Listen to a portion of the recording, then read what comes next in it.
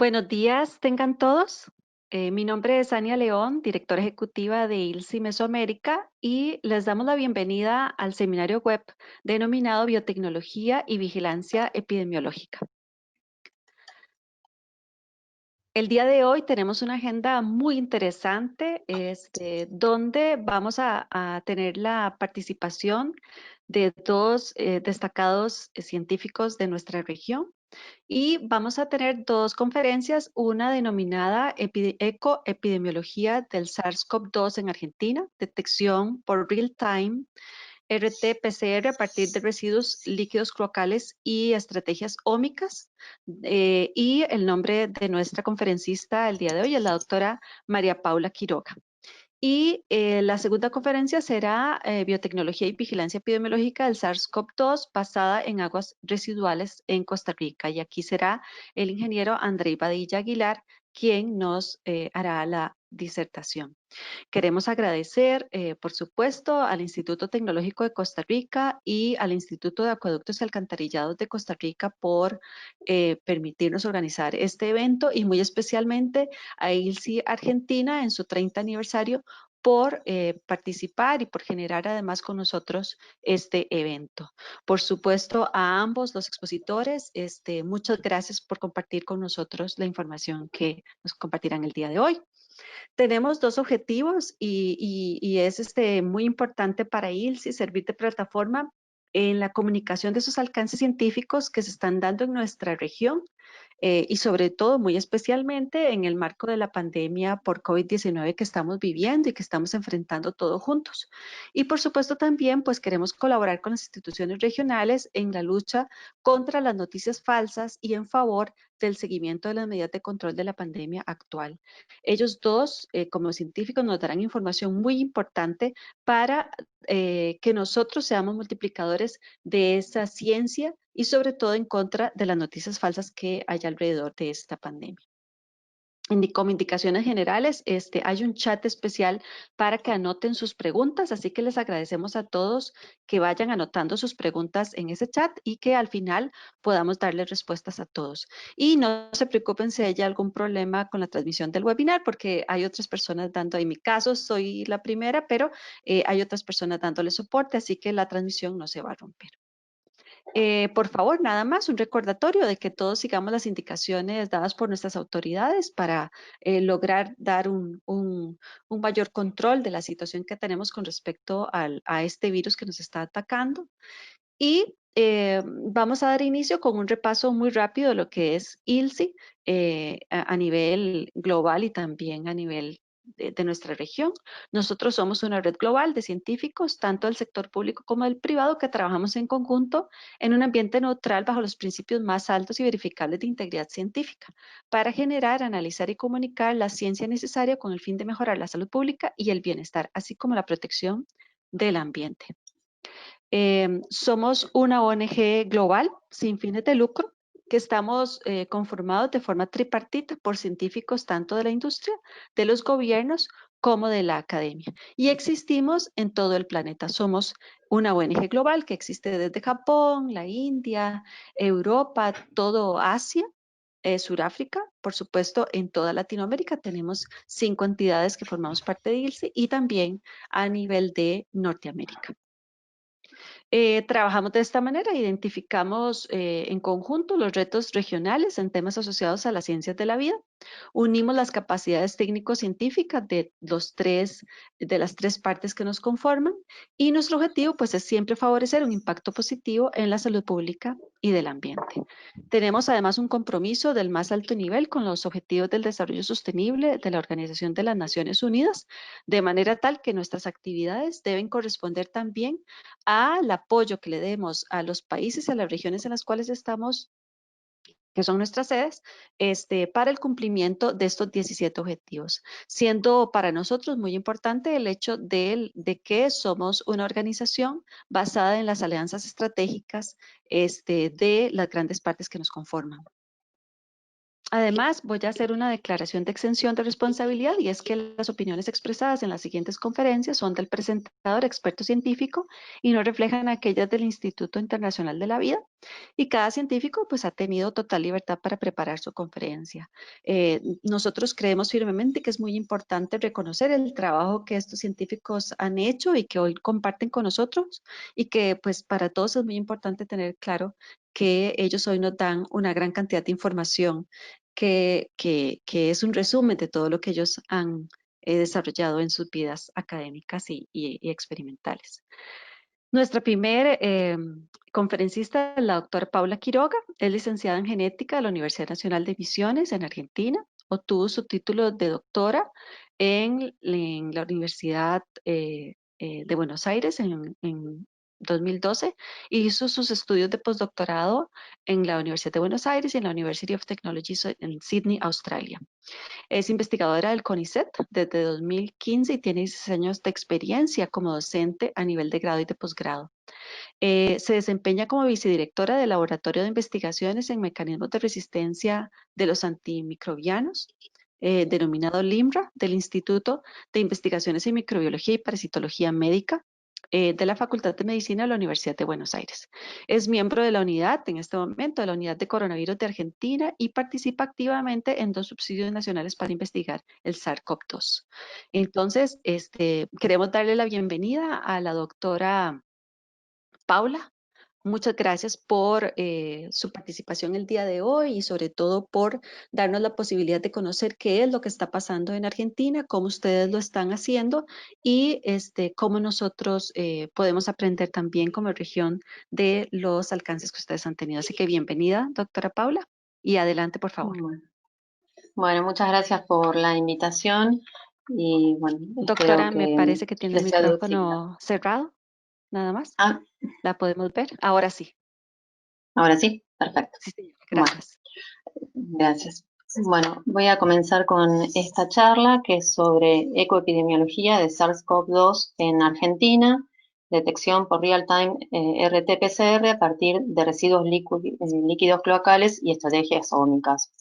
En estos resultados que voy a mostrar participamos 2 institutos como grupo de trabajo unificado pertenecientes al Instituto INPAM y al Instituto INGEVI. En el Instituto INPAM participamos la licenciada Mariana Mazó, el licenciado Adrián González Machuca, quien les habla, y la doctora Daniela Centrón, con quien codirijo el Laboratorio de Investigaciones en Mecanismos de Resistencia a Antibióticos.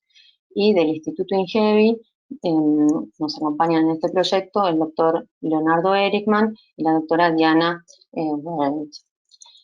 Bueno, los objetivos de este trabajo son realizar estudios ambientales con diferentes herramientas biotecnológicas para que ellas nos permitan conocer las variaciones en la ecoepidemiología del SARS-CoV-2 en ambientes urbanos de Argentina, a través del tiempo, poder seguirlos a través del tiempo y observar cómo es la evolución, y de esta forma contribuir al control de la pandemia por COVID-19, brindando información certera a los tomadores de decisiones del Sistema Nacional de Salud.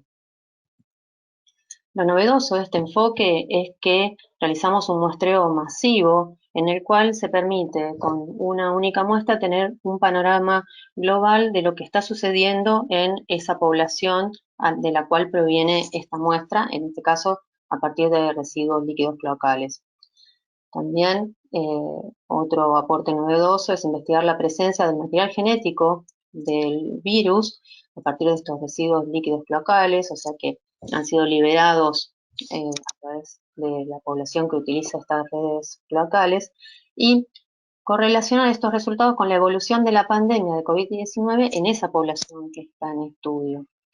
También es importante anticipar a los tomadores de decisiones de salud sobre el curso de la pandemia en base a los resultados obtenidos, ¿no? Y teniendo en cuenta en este sentido tanto a las personas asintomáticas como a aquellas que presentan síntomas leves de COVID, que sabemos que es una parte importante de las afecciones y que tienen un rol preponderante en cuanto a la transmisión comunitaria del virus.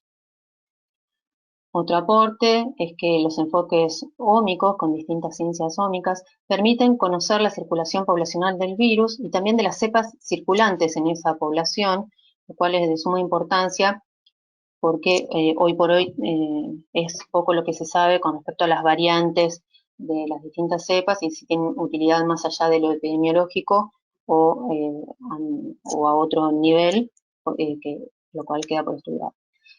Y otro aporte es que brinda herramientas para adaptar los aislamientos o las cuarentenas a nivel poblacional. De esta forma, en base a los resultados que obtenemos, podemos brindar información certera a los tomadores de decisiones en salud para determinar si es conveniente mantener un aislamiento o ya este aislamiento se puede flexibilizar porque la circulación del virus a nivel comunitario ha disminuido o realmente no se llega a detectar por estas técnicas. Con respecto a lo que ocurre mundialmente, sabemos que hay una gran cantidad de estudios que se han publicado de manera muy acelerada desde el comienzo de la pandemia hasta la actualidad.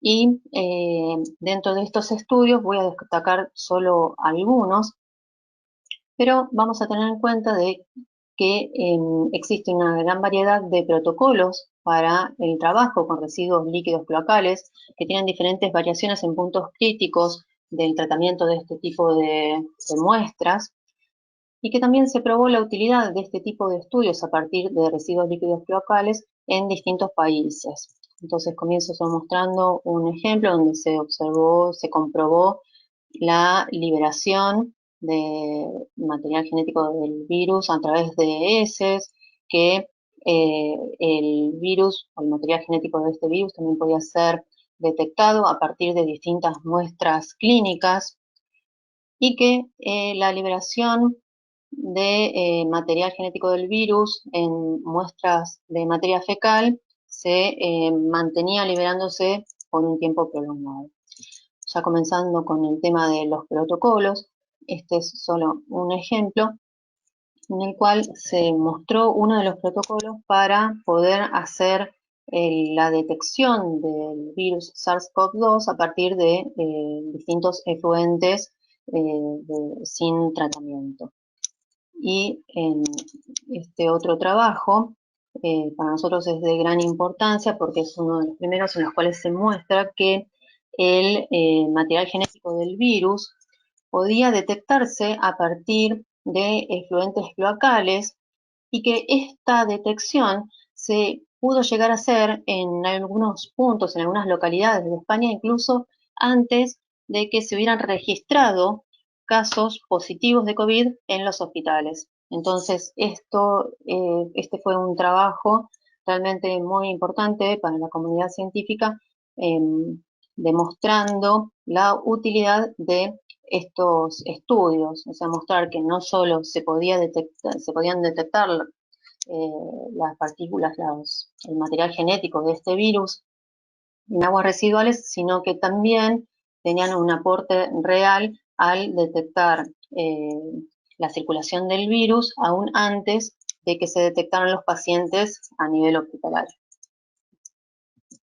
Entonces, teniendo en cuenta esto, ya paso a describir nuestro grupo de trabajo, que como les decía, somos de doble dependencia, formamos una unidad que está compuesta por nuestro laboratorio en el INPAM y por el laboratorio en INGEBI, en el Instituto INGEBI. En este sentido, bueno, el Instituto INPAM depende tanto de la Universidad de Buenos Aires como del CONICET. El CONICET es el Consejo Nacional de Investigaciones Científicas y Técnicas de Argentina y nuclea la mayor cantidad de investigadores de nuestro país. El Instituto INGEBI también depende del CONICET. Nuestro grupo de trabajo integra la unidad de coronavirus de Argentina, es parte del consorcio internacional Metasub, que se dedica a analizar los microbiomas urbanos en diferentes regiones del planeta, es global, y realizamos un trabajo conjunto en todas las etapas del estudio, tanto en la prueba y puesta a punto de distintas metodologías para la detección del SARS-CoV-2, como la aprobación de los protocolos de seguridad para poder realizar las investigaciones y trabajar con estas muestras que analizamos. También realizamos de forma conjunta la adecuación de 2 laboratorios BSL2 con un nivel de bioseguridad 2, que es la requerida para trabajar con muestras que podrían estar conteniendo a partículas virales. Y montamos estos 2 laboratorios tanto en INPAM como en INGEVI, uno en cada instituto. A su vez, completamos la formación de 2 grupos de procesamiento y de análisis de muestras, los cuales, si bien están totalmente interconectados porque formamos una unidad de trabajo, tenemos capacidades para analizar muestras de forma simultánea en los 2 institutos, lo cual es muy importante para nosotros porque aumenta la cantidad de muestras que podemos analizar y también ante alguna eventualidad podemos continuar con el otro laboratorio para seguir con el procesamiento de las muestras. Y tenemos una comunicación constante entre nosotros y con otros grupos de trabajo del MinSIT. Bueno, comentaba, nuestro grupo de trabajo es el de INPAM-INGEVI, pero nos relacionamos con otros grupos de trabajo del MinSIT, que es el Ministerio Nacional de Ciencia y Técnica de Argentina, para la detección del SARS-CoV-2 en el ambiente. En este sentido, junto con, aquí los marqué a los laboratorios y las regiones de nuestro país, en las cuales se encuentran los otros laboratorios que también están integrando este grupo de trabajo. Vemos que hay un grupo federal en el cual se están realizando análisis de muestras ambientales para detectar el material genético del SARS-CoV-2 a partir de excedentes cloacales. Algunos de ellos están en distintas etapas de este proceso de muestreo y otros ya estamos completamente activos que son como por ejemplo el nuestro en analizando muestras de una región que denominamos AMBA, que les voy a explicar en unos momentos. Como vemos, cubrimos una gran parte del país y siempre este grupo está abierto para interactuar con otros centros de investigación que están realizando determinaciones en este mismo sentido, y la idea es poder aunar los esfuerzos y actuar de forma proactiva entre todos. Y estos grupos están coordinados por la doctora Carolina Vera, que pertenece al gabinete de ministros del MinSIT. Bueno, en nuestro trabajo en particular, con estas muestras de residuos líquidos cloacales, hacemos muestreos semanales, están realizados por el sistema el servicio de aguas, la red pública de la provincia de Buenos Aires, que es ABSA, y también por ADA, que es la Autoridad del Agua, que es un ente gubernamental. Estas 2 instituciones están involucradas en la realización de los distintos muestreos. Acá podemos ver a uno de los operarios realizando los muestreos. Estas tomas de muestras que realizamos semanalmente las denominamos simples porque toman una muestra de agua de un momento particular y se toman diferentes muestras en ese mismo momento que las consideramos réplicas de esa misma y son analizadas en distintos laboratorios de este grupo que conformamos. Realizamos también, bueno, los muestreos se realizan en cámaras de registro de diferentes barrios del área metropolitana de Buenos Aires, que denominamos AMBA, y este área metropolitana incluye localidades y barrios que están rodeando lo que denominamos la capital federal, que tiene una concentración urbana muy alta, es la mayor del país, y concentra aproximadamente el 30% de la población total de Argentina, lo cual bueno, es muy importante todo lo que podemos hacer a nivel epidemiológico. En cualquier región esta tiene una gran importancia por la cantidad de personas que habitan en esta región.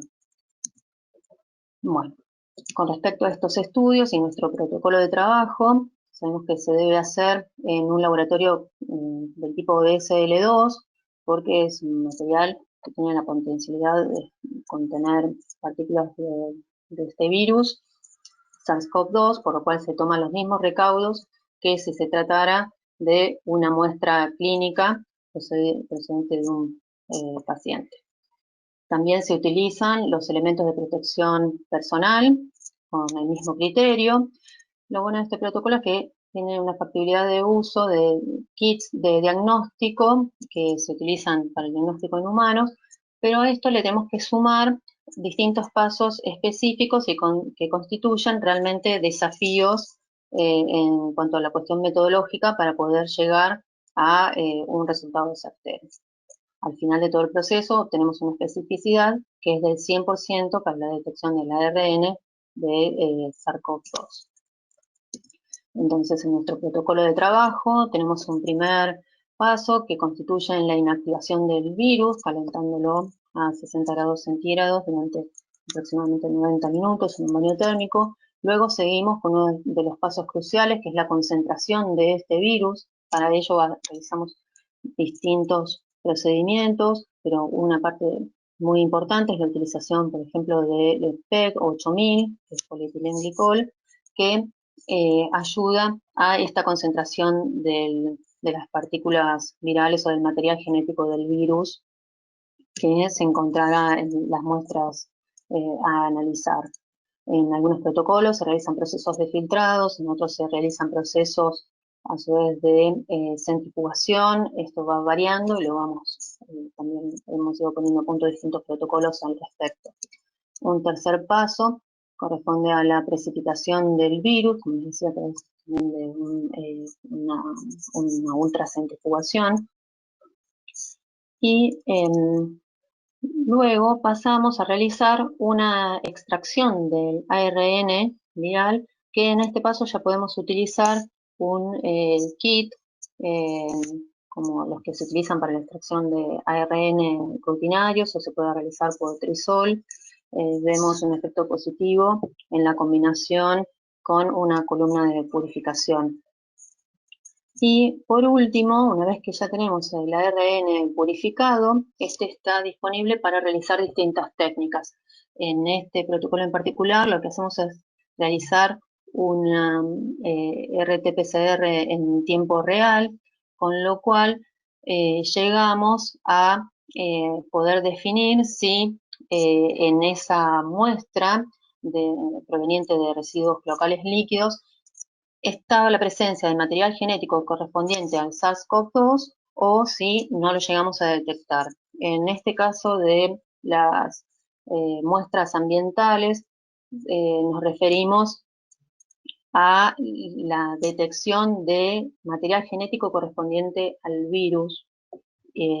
Nos referimos de esa forma, bueno, por algunas cuestiones técnicas con respecto a si existe o no material infectivo en ese punto, particularmente de este virus. Y bueno, para realizar este paso de la PCR en tiempo real, utilizamos kits como los mismos que se utilizan en diagnóstico y tienen una buena performance. La verdad que funcionan bien, hemos utilizado distintos kits y hemos obtenido buenos resultados.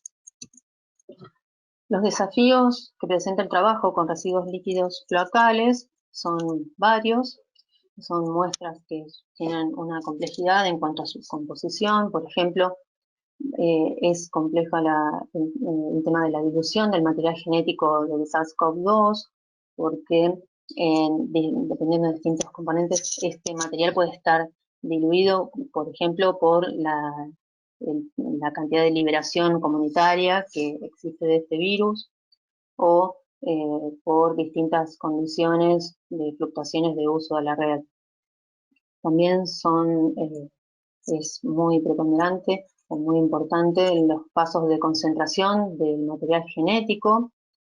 Por eso es que utilizamos distintos métodos para poder llegar a poner a punto este paso. Lo mismo ocurre con la precipitación del material genético del virus. Como son muestras complejas, tienen distintos componentes y a veces algunos de estos componentes pueden contener inhibidores de las reacciones moleculares posteriores que utilizaremos para hacer la detección de este material genético, por lo cual esto es un paso muy importante, tener una correcta concentración y precipitación del ARN, y también poder deshacernos de inhibidores y sin perder sensibilidad. Con respecto al tipo de muestreo, esto genera también otro desafío muy importante, porque, por ejemplo, uno puede realizar los muestreos en las plantas de tratamiento o en las cámaras de registro.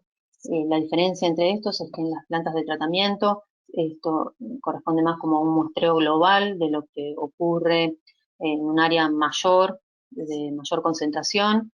En nuestro caso sería algo que correspondería, bueno, como a una gran proporción de la población. En cambio, cuando se realizan los muestreos en las cámaras de registro, como los que realizamos nosotros en estos muestreos, se puede tener un mejor control de ese sector al cual se está muestreando. Las cámaras de registro pertenecen a sectores pequeños de la población, a distintos barrios o urbanizaciones, con lo cual permite hacer un mejor seguimiento de lo que ocurre como a nivel de parches de la zona a evaluar, en contraposición con lo que ocurriría si utilizáramos muestreos en plantas de tratamiento, que nos daría una visión más global aún. Las muestras también, hay diferencias con respecto a las muestras que podemos tomar, que pueden ser muestras compuestas versus muestras simples, donde las muestras compuestas son aquellas que se utilizan se toman con muestreadores, es decir, se toman pequeñas alícuotas, por ejemplo, de 15 o 20 mililitros, cada 20 minutos durante un lapso de 6 horas, por ejemplo. Eso sería una muestra compuesta, porque al final de ese periodo, todas esas alícuotas que han sido unificadas, como en un pool, formarían parte de una única muestra, en contraposición con el tipo de muestreo que realizamos nosotros, que serían las muestras simples, es decir, una muestra que se toma de un único momento. Se toma el mismo volumen final, pero a partir de un único momento. También otro desafío son las fluctuaciones del uso de la red de aguas por parte de la comunidad. Esto depende de variaciones en los hábitos debido a, por ejemplo, los aislamientos preventivos o a otras variaciones en el uso. Y también la variación por las condiciones climáticas. Algunas de estos sitios de toma de muestras también son abiertos y llevan a que haya un mayor caudal de líquidos si hubo, por ejemplo, una gran precipitación o grandes lluvias. Eso hace que se diluya aún más el contenido del material genético del virus que podemos detectar o analizar si está en su presencia. Bueno, aquí le mostraba los pasos metodológicos que eran importantes, la concentración y precipitación del virus, que han sido importantes. Bueno, con respecto al flujo de información, una vez que hemos obtenido los resultados del análisis de nuestras muestras, tenemos que primero compartimos todos los resultados a través del grupo interno de trabajo, en nuestro caso de INTAM y FEBI, luego los compartimos con el grupo de trabajo del MinSIT de la provincia de Buenos Aires, que es el grupo que está activo, nucleado para hacer el análisis de las muestras, donde también forman parte de la Universidad de Quilmes y la Facultad de Farmacia y Bioquímica de la Universidad de Buenos Aires, junto con nosotros, ¿no? Nucleado por el MinSIT. Una vez que realizamos este informe conjunto, lo transmitimos a los servicios de agua AFSA y a la Autoridad del Agua, ADA, y desde allí esa información es transmitida a las autoridades del sistema de salud gubernamental para tomar las medidas que crean convenientes en base a la información proporcionada. Otros enfoques sobre ecoepidemiología que realizamos para el análisis de ecoepidemiología del SARS-CoV-2 es la secuenciación de genomas completos a partir de estas muestras. Una vez que uno tiene ya el ARN purificado, puede realizar distintos análisis utilizando diferentes técnicas de biología molecular. En nuestro caso, estamos intentando hacer la secuenciación de genomas completos a partir de ese ARN purificado con Josefina Campos y Nayan Liz Malbrán, que ella es responsable de la unidad de genómica de ese instituto. Colaboramos con ella y también con la doctora Elsa Baumeister del Instituto UNLIS. También otra metodología que podemos utilizar es la secuenciación metagenómica de este ARN, llamado metatranscriptómica, pero en esto tenemos diferentes variaciones metodológicas. Hay algunas secuenciaciones metagenómicas que se pueden hacer de forma general, es decir, amplificando masivamente el ARN, donde veríamos todos los ARN que estuvieran codificados en esa muestra, que se encontraran en esa muestra que analizamos, y otra que es dirigida para amplificar directamente las secuencias de ARN del virus SARS-CoV-2. Actualmente están en estudio las dos aproximaciones para ver cuál resulta de mayor utilidad para seguir de cerca los avances o la ocurrencia de este virus en los distintos ambientes en los cuales lo buscamos. También se puede realizar la detección de microbiomas urbanos con distintas técnicas metagenómicas, como les comentaba, a través de Illumina HiSeq, que es una técnica de secuenciación con shotgun. Y dentro de esto colaboramos con el consorcio Metasub, que les había contado que, disculpen, que formamos parte en INPAM y GEI de este consorcio Metasub, en el cual analizamos los microbiomas urbanos. Esto comenzó con un análisis de secuencias de ADN para analizar los microbiomas que se encuentran por ejemplo, asociados a sistemas de transporte público, a distintos sitios urbanos de ciudades alrededor del mundo. A partir de la aparición de la pandemia por COVID-19, se aumentó esto para hacer también un estudio metagenómico, pero a partir de ARN. Se comenzó con toda la parte de metatranscriptómica, haciéndose más fuerte aún de lo que era anteriormente, para dirigirlo a detectar la presencia del material genético de este virus, SARS-CoV-2, y por ello es que se generaron distintas como subdivisiones dentro de lo que sería este consorcio. Uno de ellos es lo que llamamos MetaSub, que lo que estudia es muestras a partir de efluentes cloacales, sea por sewage, y otra de las ramas es a través de MetaMed, que se estudian los metagenomas a partir del ambiente hospitalario, donde también, como desde el nacimiento de Metasub se hace hincapié en cuanto a los genes o determinantes de resistencia a antibióticos, desde la presencia o la detección de esta pandemia, a todo esto se sumó de forma muy importante la detección del material genético de SARS-CoV-2 en todos estos ambientes, y eso desencadenó en la generación de una última rama dentro de este consorcio, que es la de MetaCoV, donde se nuclean todos los resultados dirigidos exclusivamente contra la detección del material genético de este virus. Acá les muestro algunas imágenes sobre, que está en el centro, es sobre el primer día de muestreo global que realizamos el año pasado, donde participamos INPAM, INGEVI y otros laboratorios más en Buenos Aires.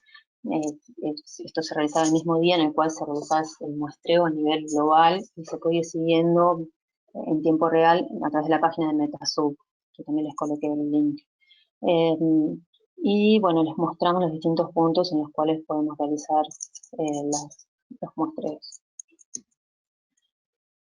Por último, vamos a hablar de la importancia de los resultados obtenidos a partir de nuestros estudios puntuales, a partir de muestras de residuos líquidos locales. La importancia de todo esto es lograr un monitoreo activo del SARS-CoV-2 a nivel poblacional. También desarrollar un mapa de la situación epidemiológica del COVID-19 que permita tener una idea a tiempo real de lo que está ocurriendo a nivel comunitario, detectar rebrotes en forma temprana. Hemos detectado la presencia del material genético del virus a partir de muestras obtenidas en regiones que pertenecían a un barrio, por ejemplo, en el cual había muy pocos casos detectados de pacientes con COVID, o incluso en otros donde todavía no se había detectado ningún caso y a la semana siguiente aparecieron los casos en los hospitales. Esto realmente mostró la utilidad de llevar a cabo este tipo de estudios y el seguimiento a través del tiempo de los, de, de los distintos barrios y también focalizando en algunos barrios donde la situación epidemiológica, a partir de la información obtenida por otras fuentes, es importante continuar el seguimiento, y a través de otros donde por distintas características poblacionales es importante saber cómo va transmitiéndose el virus. Toda esta información permite tomar medidas concretas de acción y de prevención.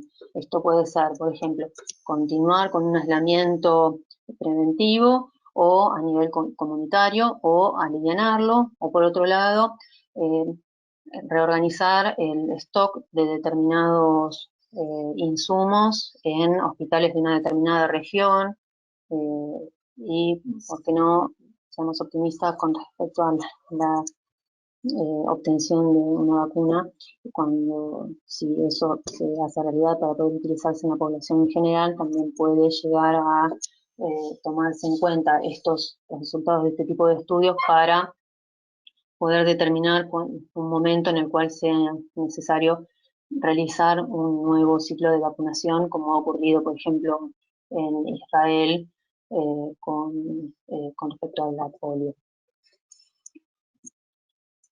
Y por último, las conclusiones finales que tenemos en cuenta es que estas herramientas que les mostré, usadas para realizar ecoepidemiología, brindan un panorama general de la dispersión de todas las cepas del SARS-CoV-2 circulantes en una población en tiempo real.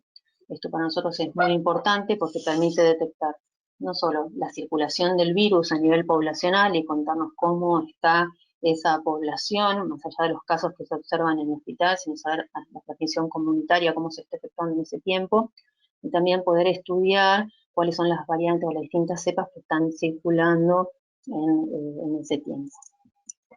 Bueno, y aquí por último dejo el agradecimiento a todas las personas del laboratorio, la doctora Daniela Centrón, con quien codirijo el laboratorio, al doctor Leonardo Erichman, quien es parte integral de este proyecto desde el Instituto Unigevi, con quien hemos colaborado en otros proyectos de manera muy fructífera, y bueno, de todas las personas componentes de nuestro laboratorio y de aquellos con los cuales colaboramos asiduamente. Y también quiero agradecer a las distintas organizaciones que nos permiten financiar nuestros estudios de investigación y obtener también las becas para los estudiantes que tengan que iniciar sus posgrados. Bueno, muchas gracias por su atención. Muchas gracias, doctora Quiroga, por su excelente presentación. Qué interesante. Y bueno, por favor, envíe las felicitaciones de parte de todos nosotros a todas las personas que están involucradas en el proyecto, porque de verdad, pues hay que reconocer el trabajo que todos ustedes hacen y que, verdad, que cada día nos permite, pues, ir logrando esos objetivos que tenemos como países, ¿verdad? De realmente tratar de controlar la situación. Así que muchas gracias. De inmediato le voy a dar la palabra, muchas gracias, doctora. Le vamos a dar la palabra al doctor Andrei Padilla Aguilar.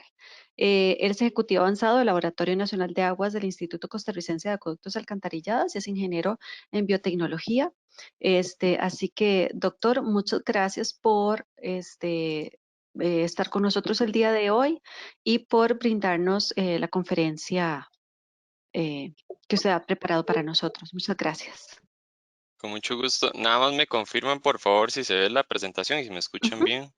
En este momento, perfecto, vemos la presentación y la escuchamos. Muchas gracias. De Adelante. acuerdo, muy amable. No, muchísimas gracias por la invitación. La verdad pues es un honor que nos permitan exponer los resultados que hemos tenido, donde pues se evidencia el esfuerzo que hemos hecho en estos últimos meses y pues las trabajadas titánicas que mis compañeros, tanto el doctor Mora, que es el director del Laboratorio Nacional de Aguas y el equipo de trabajo, así como mi compañero Pablo, la compañera Elena y el compañero Ernesto, pues hemos trabajado en conjunto estos meses y hemos logrado pues, resultados bastante interesantes y avanzar mucho en lo que se ha venido haciendo alrededor del mundo en estos meses. Entonces, vamos a conversar un poco primero sobre biotecnología ambiental y calidad de agua, solo como un tópico, también una introducción al ODS 6, que es básicamente la base de lo que muchos hacemos y especialmente de lo que hace el Laboratorio Nacional de Aguas.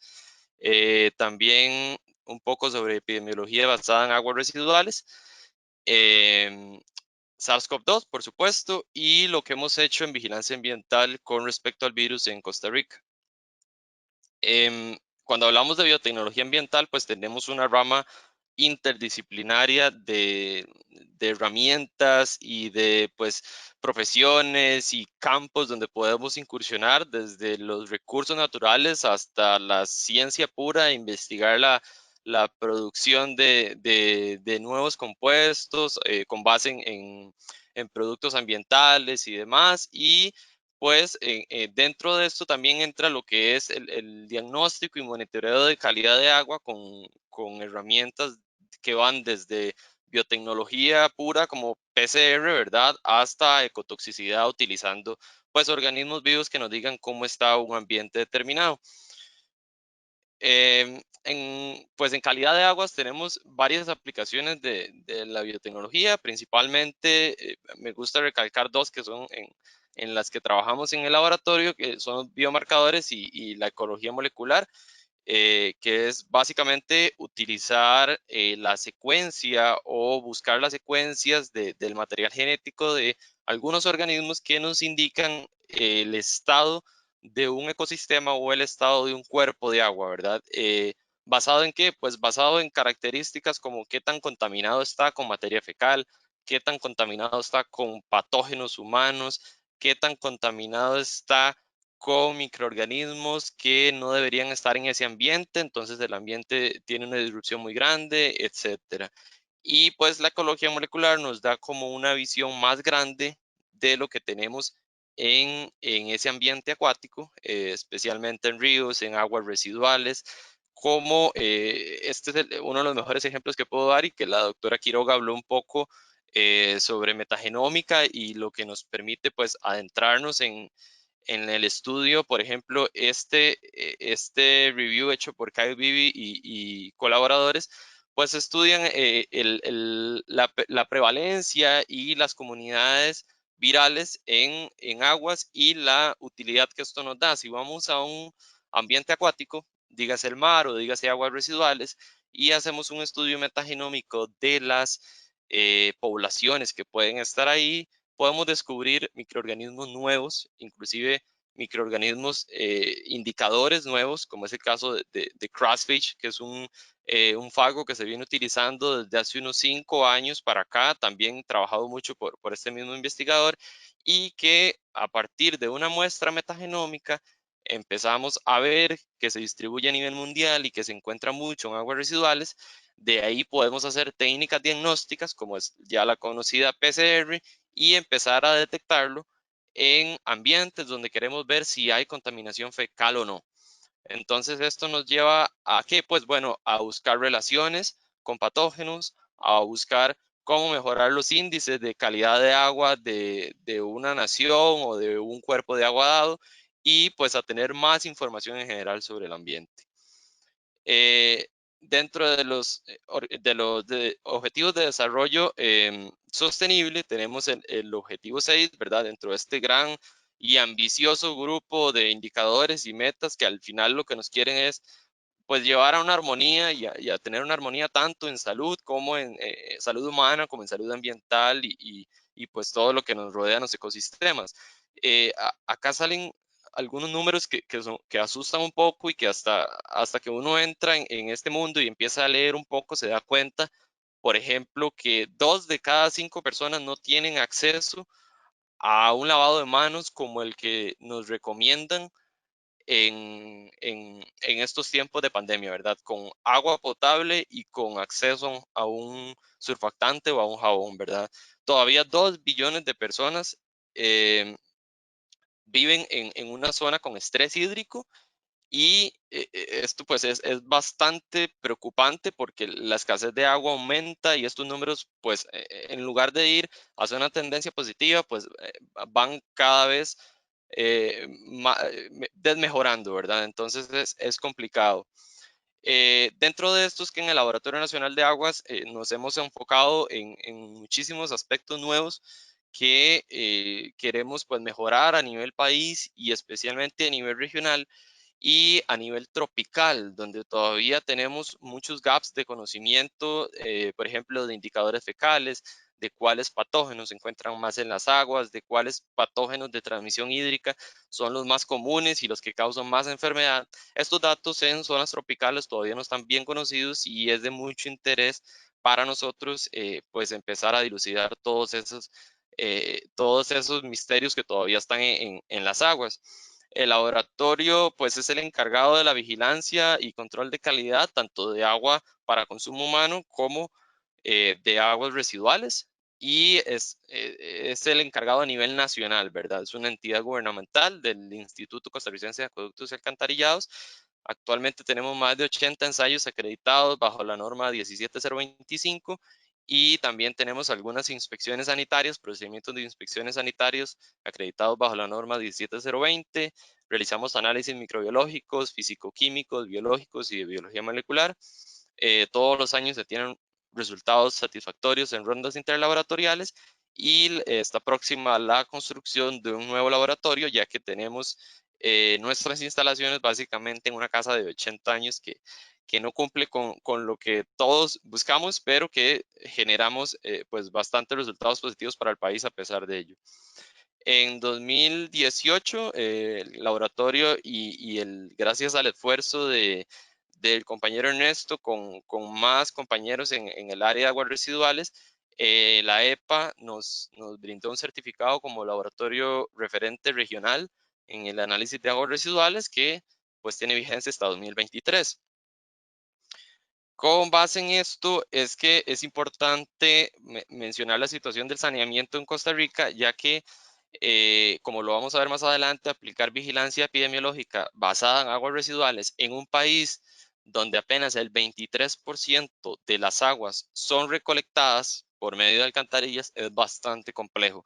Tenemos una prevalencia de excreta que llega al 75% en tanques sépticos y pues eso nos complica conocer el estado de una comunidad. Por ejemplo, si vamos a una comunidad de 1000 personas y todos tienen tanque séptico, no podemos tomar una muestra y pues proyectar esos resultados a nivel comunidad, sino que van a ser solo para esa casa. Y todavía un 1.5% de las casas del país y de la población tiene una letrina, ¿verdad? Que no es un sistema de excreta pues mejorado. Entonces, ese 23% es algo en lo que el país todavía tiene una deuda, porque además solo el 15% de ese 23% tiene un tratamiento primario apenas, o sea, una remoción de grasas y sólidos probablemente. Nuestra deuda con el ambiente es muy alta y es algo en lo que hemos pues venido insistiendo y tratando de mejorar desde hace muchísimos años. Estos son básicamente los sistemas de tratamiento, que son plantas de tratamiento de aguas residuales convencionales, o sea, con tratamiento secundario y que incluyen el emisario submarino en nuestra zona Caribe, o sea, en Limón. Todas las demás tienen tratamiento secundario y están ubicadas, pues en la mayoría de provincias. Estas son plantas de tratamiento administradas por el Instituto Costarricense de Acueductos y Alcantarillados y que el Laboratorio Nacional de Aguas les hace pues su vigilancia y control de calidad cada año. No quiere decir que solo estas haya en el país hay más, muchas operadas por municipalidades y otras operadas por entes privados y por pues condominios o hoteles y demás, ¿verdad? Esas son las que están a nivel periférico y estas son las que están en el nivel central de la GAM. Todas tienen tratamiento secundario, excepto la más grande, que es la planta de tratamiento de aguas residuales de Los Tajos. Es una planta que recolecta alrededor de las aguas residuales de unas 200,000 personas en la gran área metropolitana de Costa Rica, ¿verdad? En la capital. Y se busca que todas las casas o más bien toda la población de la gran área metropolitana esté conectada al alcantarillado que va a esta planta y dos, pues brindarle a la planta y terminar las etapas de tratamiento secundario y terciario. Esto es algo que lastimosamente todavía está en el papel y pues en el futuro se espera concluir estas etapas para mejorar el saneamiento de la mayor pues zona con una densidad poblacional muy alta en el país y que básicamente es la que más aporta materia orgánica y contaminación a los ríos. Dentro de este contexto es que pues me gustaría hablar un poco, ya la doctora Quiroga lo mencionó, de la epidemiología basada en aguas residuales, que es un enfoque epidemiológico complementario a la vigilancia epidemiológica tradicional. Y con vigilancia epidemiológica tradicional me refiero a los test y a los resultados que vemos que anuncian, por ejemplo, en las conferencias de prensa todos los días, ¿verdad? Que tantos positivos por COVID-19 o que hay 20 personas con un brote de hepatitis A en algún lugar. Esto es vigilancia epidemiológica tradicional, es lo que se hace en clínica, el seguimiento de síndromes, de tos, por ejemplo, los modelos matemáticos que acompañan todos estos cálculos. Cuando hablamos de vigilancia en aguas residuales, es una herramienta complementaria a esta tradicional que busca dar un panorama de cómo se encuentra a nivel poblacional o comunidad una población dada en cuanto a su salud o en cuanto al uso de alguna sustancia. ¿Para qué se ha utilizado? Bueno, se utiliza muchísimo en algunos estados de Estados Unidos para verificar la presencia de opioides en las aguas residuales y pues como algunos ya sabemos, Estados Unidos pues tiene una gran problemática con la adicción a opioides que pues mucha gente muere al año por esta adicción. Entonces, realizar vigilancia tradicional es muy difícil porque llegar a preguntarle a alguien, ¿usted consume opioides? Esa persona es muy probable que lo niegue. Entonces, la única forma o una de las formas más fáciles de verlo a nivel poblacional es yendo a las aguas residuales y buscando estos compuestos, ¿verdad? Este enfoque se basa en lo que excretamos, ya sea por orina o por heces, y en lo que llega a las aguas residuales, ¿verdad? También se ha utilizado mucho en Japón para ver la prevalencia, la distribución, las concentraciones de norovirus y algunos arbovirus que son muy estudiados en Japón. Y como la doctora también lo mencionó, en Israel se tiene una vigilancia permanente de polio, de cepas pues, silvestres de polio que anden por ahí y que puedan infectar a personas que todavía no están vacunadas. Básicamente este es un esquema de lo que les acabo de decir. Tenemos la comunidad que tiene una recolección de sus aguas residuales o que sus aguas residuales van a algún lugar o tenemos un lugar dentro de esa población donde se reúnen muchas personas y podemos ir a tomar una muestra y extrapolarlo a nivel poblacional, ¿verdad? En el mejor de los casos tenemos una planta de tratamiento donde llegan esas aguas residuales. De ahí podemos tomar muestras que ya sea compuestas o, o muestras puntuales. Las muestras compuestas nos dan una fotografía de larga exposición de cómo se mueve el compuesto o el virus que andamos buscando o la bacteria, ¿verdad? Cuando tomamos esa muestra, la llevamos a un análisis y ese análisis nos va a proporcionar muchísimos datos. No quiere decir que con estos datos que nos dé solo la muestra tengamos el input suficiente para hacer un modelo matemático y generar datos a nivel poblacional. No, es complejo. Cuando queremos, por ejemplo, ver la cantidad de personas que pueden estar infectadas por un virus o una bacteria a nivel poblacional y esa bacteria y ese virus excreta por heces, necesitamos muchísimos datos. Por ejemplo, necesitamos los datos de flujo de la planta, los datos de excreción, cuántas partículas de ese virus o cuántas unidades formadores de colonia de esa bacteria se excretan por heces, cuánto más o menos excreta en heces la persona al día, cuánto duran las heces en llegar a la planta de tratamiento, y ya con todo este montón de datos se pueden generar modelos que pueden predecir más o menos la prevalencia de la enfermedad en la población. Entonces, ¿qué es lo ideal? Bueno, que tengamos una cantidad de datos suficiente que nos permita decir en esta población de 10.000 personas, donde sabemos que se recolecta el 100% de las aguas, encontramos una concentración de norovirus, por ejemplo, de 10 a la 3, de 10 a la 3 copias genómicas por cada litro de agua residual, y esto nos permite decir, con base en este modelo de regresión que ya fue probado y demás, que hay 100 personas contagiadas con norovirus en la población. Esto es algo a lo que se quiere llegar y a lo que se ha apostado mucho en los últimos años. Sin embargo, estos modelos pues son bastante complejos porque estamos jugando con sistemas vivos, ¿verdad? Y los sistemas biológicos cambian y la gente se mueve y pues todo es muy dinámico. Esto también nos permitiría en su momento calcular tasas de mortalidad y de morbilidad, además de datos hospitalarios y demás.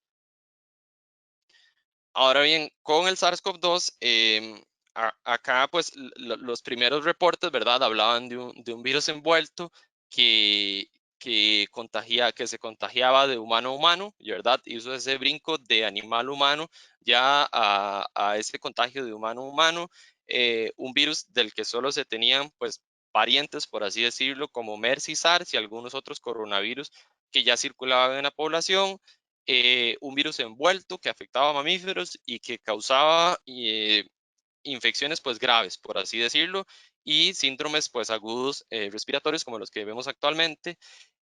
Ya esto a los que trabajamos con aguas residuales se nos hizo pues un poco complejo porque los que trabajamos en vigilancia de virus y demás en aguas residuales estamos acostumbrados a virus no envueltos, o sea, virus sin membranas de fosfolípidos, donde la mayoría de técnicas para concentrarlos y sacar las partículas virales del agua, por así decirlo, y extraer su material genético, están enfocados a virus no envueltos.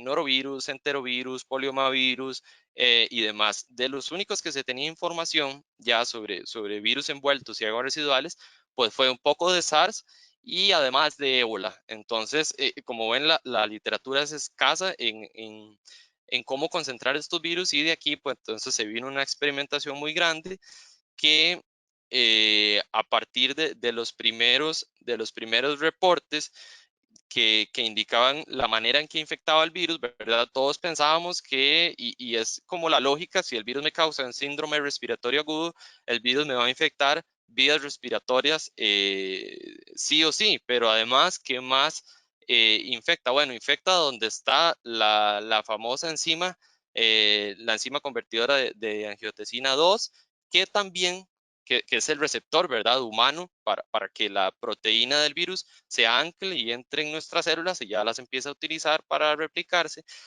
Esa enzima se encuentra en el intestino y pues en el sistema gastrointestinal per se. Esto fue bastante interesante porque, como lo mencionó la doctora Quiroga, a partir de los datos que se empezaron a ver en Wuhan y que se empezaron a ver ya en febrero, marzo en Italia, España, Alemania, empezó pues aquella divulgación masiva de información que, aparte de decir los síntomas en vías respiratorias que desarrollaban los pacientes, los investigadores empezaron a examinar diferentes especímenes del cuerpo humano, incluidas heces y orina.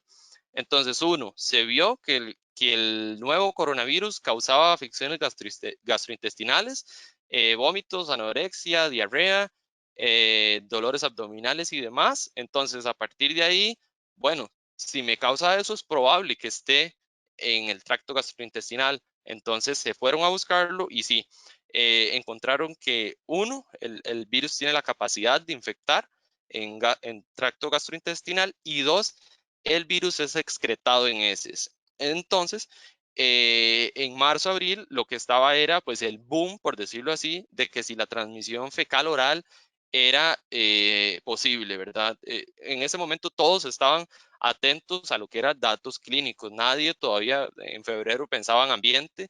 De lo único que se sabe al respecto de esto es pues un reporte aislado de China, donde un paciente grave, pues los investigadores lograron aislar en cultivo partículas infecciosas del virus. Después de ahí también se ha pues hablado muchísimo sobre transmisión aerógena, que básicamente al principio de la de los reportes, por decirlo así, la transmisión aerógena estaba casi que descartada, se hablaba muy poco, que solo por fomites o partículas muy grandes, que no se transmitía por las partículas que respiramos o por las que generamos cuando hablamos, que el uso de mascarillas se reservaba únicamente para sector atención de salud. Ya se empezó a ver, y gracias a estudios de expertos en partículas de aire y demás, se empezó a ver que el virus pues es posible que se disemine por vía aerógena, y esto nos lleva pues a más preguntas sobre qué pasa cuando jalamos, por ejemplo, la cadena del servicio sanitario y se generan tal cantidad de aerosoles, ¿verdad? Ya se ha visto la cantidad que se genera con Clostridium difficile, con adenovirus, con ébola inclusive. Entonces, ¿es esta una ruta de infección? Bueno, todavía está en discusión. La OMS ha estado muy escéptica en este tema. Habemos muchos que creemos bastante en la transmisión aerógena, ya que explica muchísimo la forma en que se disemina el virus en ambientes cerrados, y los famosos super spreader, que son esos eventos que suceden en bares o en coros y en ambientes cerrados, que no tienen ninguna explicación más que la transmisión aerógena.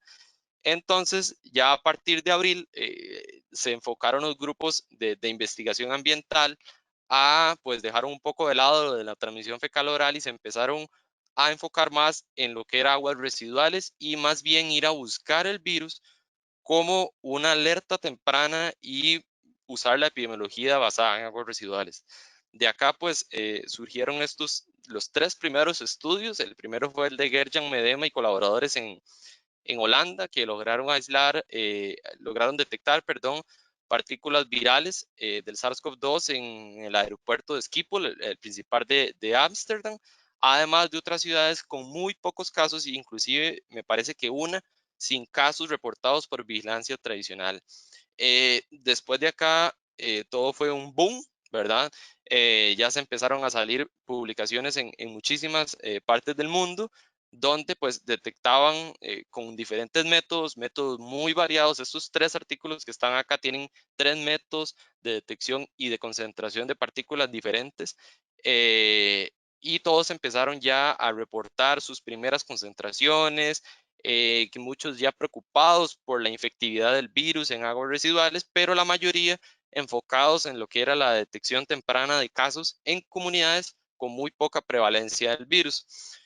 A partir de acá, gracias al esfuerzo de Aaron Bivins, un científico de la Universidad de Notre Dame, se formó el consorcio de SARS-CoV-2 y Wastewater Based Epidemiology, donde básicamente habemos muchísimas personas alrededor del mundo que intercambiamos ideas, intercambiamos protocolos. En esto ha sido increíble el trabajo que se ha desarrollado, porque normalmente las universidades, yo lo veo como cuando descubren un método nuevo, es una carrera de caballos para ver quién lo publica primero. En este caso es quién lo publica primero, abierto a todos. Hay plataformas para compartir los protocolos, y la mayoría de universidades que están trabajando estos protocolos los comparten de manera abierta, sin necesidad de pasar por una revisión por pares y demás. Entonces, la retroalimentación que se tiene y el acceso a la información ha sido increíble. Actualmente hay más de 30 trabajos, desde publicaciones ya revisadas hasta manuscritos alrededor del mundo. Este es el mapa de grupos de trabajo que estamos en esta plataforma que les estoy presentando acá. Yo entré a la plataforma como en mayo y habían grupos de Estados Unidos, Costa Rica, como 4 de Europa, Asia y Brasil. Después de ahí empezaron a salir grupos en África, por dicha, en Australia, en el norte de Europa, y ya pues la mayoría de universidades de Estados Unidos lo están trabajando. En cuanto a la situación de Costa Rica, bueno, hemos visto el aumento de casos a partir básicamente de la tercera semana de julio, de un aumento sustancial de casos con brotes muy localizados en zonas pobres y pues que básicamente no tienen el acceso que muchos tenemos a poder aislarnos, a poder tener una cuarentena o no sé cómo decirlo, el privilegio de poder hacer teletrabajo y demás y no exponerse, ¿verdad? Entonces, estos lugares han causado pues un aumento sustancial en los casos que por dicha se ha pues no atendido a la reducción, pero ha atendido a la estabilización, ¿verdad? Ya los casos no están aumentando de manera exponencial, entonces, ahorita la aplicación de la epidemiología basada en aguas residuales pues es bastante interesante para poder ver cómo se mueve a nivel de aguas residuales el virus. ¿Qué estamos haciendo en Costa Rica con esto? Bueno, a partir de marzo, nuestro grupo de trabajo empezó la recopilación de literatura, viendo cómo acoplábamos nuestros procedimientos que ya estábamos utilizando para otros virus al SARS-CoV-2, cómo empezábamos a estandarizar técnicas y esto fue bastante interesante porque a partir de abril se dio una escasez mundial de reactivos, ¿verdad? Los mismos reactivos o básicamente la misma materia prima que se utiliza para un kit de extracción de ARN en clínica es la misma materia prima que utilizamos nosotros para extraer ARN en agua, a partir de agua, perdón. Entonces, esto sí fue una carrera para ver quién pedía primero y cuánto duraba. Los proveedores fueron muy amables, nos hicieron el favor de traernos las cosas muy rápido y a partir de mayo empezamos a tener los primeros resultados, ¿verdad? Fue muy interesante porque nosotros nos enfocamos en ver si las técnicas servían. En mayo no teníamos un pico de casos como el de ahora, entonces la recolección de muestras se complicaba porque no teníamos un lugar donde lo pudiéramos usar de control positivo. Sin embargo, encontramos el Centro de Aprehensión Temporal de Migrantes en la provincia de Heredia, que básicamente es un centro donde hay personas aprendidas, no salen de ahí y se dio un brote de SARS-CoV-2, ¿verdad? Entonces se contagiaron alrededor de 14 personas. El Ministerio de Salud giró una orden sanitaria contra todo el lugar. O sea que básicamente ahí estaba nuestro control positivo. Empezamos a estudiar esas aguas y vimos que con las técnicas que teníamos éramos capaces de lograr la detección del virus. No nos quedamos ahí. En junio iniciamos una colaboración específica con la Caja Costarricense del Seguro Social y la Dirección de Proyectos Especiales, con quienes estamos trabajando ahorita, además de la sección de epidemiología. Entonces, ahorita los monitoreos se están realizando según necesidad epidemiológica y según generación de datos que nosotros queramos para nuestra institución, ¿verdad? Básicamente con la caja se ha tenido un trabajo muy bueno porque ellos tienen los datos clínicos a mano, que son datos que nosotros como institución de agua y saneamiento pues no tenemos, no manejamos. Ellos tienen datos de alerta sindrómica, tienen datos de contagiados en un distrito específico o en un poblado de un distrito. Entonces, hacer un monitoreo específico en una zona pues se nos hace más fácil y se les hace más fácil a ellos obtener datos pues de nosotros y de las aguas residuales. ¿Para qué lo estamos usando? Y en esto también hemos trabajado con el Ministerio de Salud, ¿verdad? Que son los principales quienes llevan el reloj de la pandemia. y quien tiene también, además de la caja, pues muchísimos datos de epidemiología, o básicamente todos. Lo estamos utilizando para alerta temprana de casos en comunidades sin reportes. Si tenemos una comunidad donde vigilancia tradicional no ha reportado ningún caso positivo y es posible tomar una muestra, ya sea que haya un colector, ya sea que haya una clínica grande donde se aglomeren personas, o haya algún sistema de recolección de aguas, pues vamos, recolectamos la muestra y analizamos los resultados, que posteriormente se le comunican tanto a la caja, quienes son los encargados de realizar los testeos, como al Ministerio de Salud, quienes son pues los encargados de mantener esas estadísticas y de emitir órdenes sanitarias, y además de emitir las recomendaciones que vemos todos los días. Queremos ver también la prevalencia del virus en una comunidad específica, y en esto hay un factor muy importante, como lo mencionó ahora la doctora Quiroga, que puso un gráfico sobre la duración de la excreción de partículas virales en heces.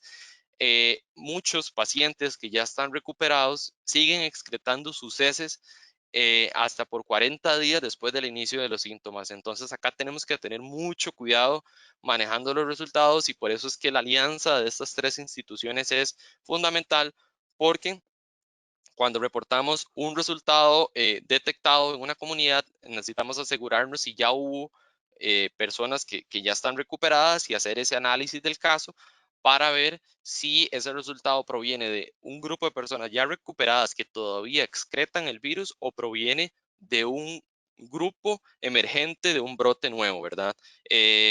También vamos a utilizar, o estamos utilizando, la herramienta para evaluar las medidas de mitigación y supresión que está tomando el gobierno.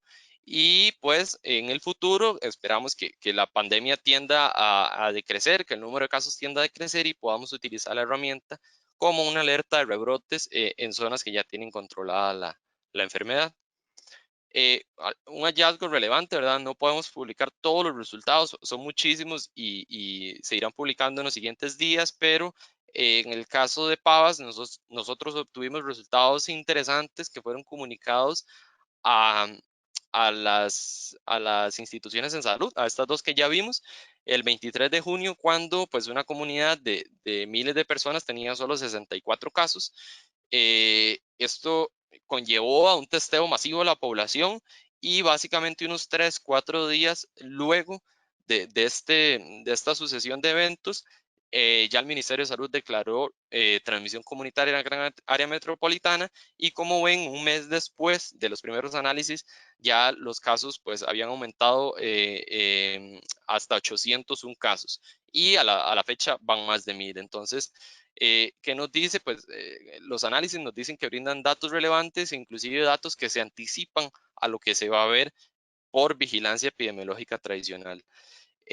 Como les decía, en un país con un 23% de aguas recolectadas, la logística de la toma de muestras es muy compleja.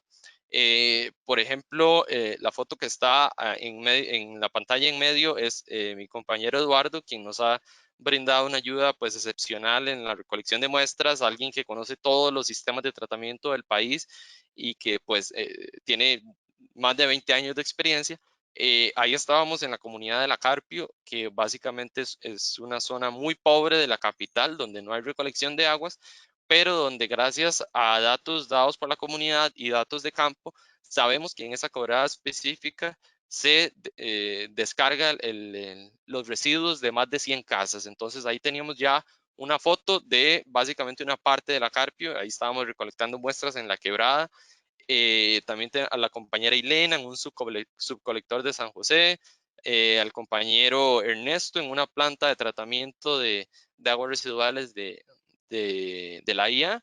Y también hemos realizado pues vigilancia epidemiológica en algunos vuelos comerciales que han ingresado al país. Hemos analizado las aguas residuales de los tanques azules para pues conocer de antemano y de manera masiva si algunas personas de las que fueron a los servicios sanitarios en los aviones pues están positivas por SARS-CoV-2 o no, y con esto pues brindar una alerta de que si no se testearon todas las personas a la llegada del vuelo, sería bueno que se dé un seguimiento al menos sindrómico de las personas en lo que resta de la cuarentena que se les asigne. Básicamente, y en resumen, esto es lo que realizamos. Tenemos casos sintomáticos o asintomáticos en comunidades del país. De ahí vamos y recolectamos muestras, que esas muestras pues pueden ser compuestas o pueden ser simples, dependiendo lo que se quiera buscar y dependiendo la factibilidad de tomar una muestra compuesta. Tenemos plantas tan grandes como los Tajos, ¿verdad? Que recolecta el agua de 200,000 personas y que tiene un automuestreador que nos permite tomar una muestra cada hora o el tiempo que se le asigne. Entonces ahí analizamos muestras de hasta 24 horas, muestras compuestas, a como tenemos tanques sépticos en edificios donde solo podemos tomar una muestra compuesta. Y esto es bastante interesante porque sí tenemos que estudiar cada sitio de muestreo antes de ir, o al menos en el sitio pues hacer un análisis de qué nos sirve más. Estamos haciendo una filtración por membranas cargadas electronegativas con una suplementación de cloruro magnesio. Hacemos una extracción total de ARN y tenemos pues 2 enfoques para realizar la detección, ya sean two-step qPCR, que es básicamente la síntesis de ADN copia en un tubo aparte, y luego la PCR en otro tubo, ¿verdad? Esto nos permite guardar ADN copia por ahí, mantenerlo para analizar otros virus o analizar hacer otros análisis, pues. O si queremos resultados rápidos, hacemos un one step, que es básicamente a partir de que extraemos ARN en un solo tubo, tenemos los resultados después del PCR.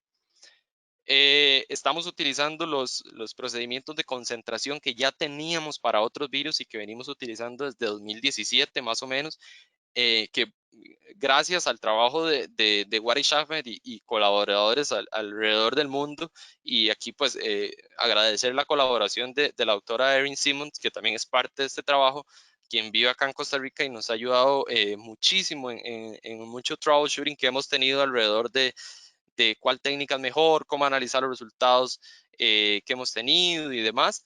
Estamos utilizando el procedimiento con el que este grupo de trabajo tuvo mejores resultados. Esto es básicamente el set de trabajo que tenemos. Estamos trabajando en una cámara de bioseguridad nivel 2. Ahí filtramos las muestras y pues hemos tenido de todo. Ya se pueden imaginar que una muestra de una planta de tratamiento muy diluida es una muestra clara, ¿verdad?